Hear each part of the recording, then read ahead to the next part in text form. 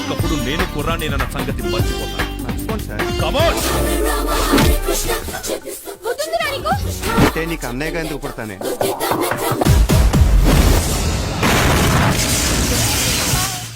ఎవడురా నువ్వు? నా గుండెలు పట్టుకుపోతే ఎట్టారా?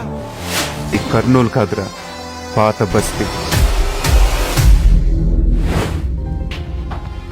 నువ్వే మాయ చేసావో గానీ మాయ నేను చేశాను.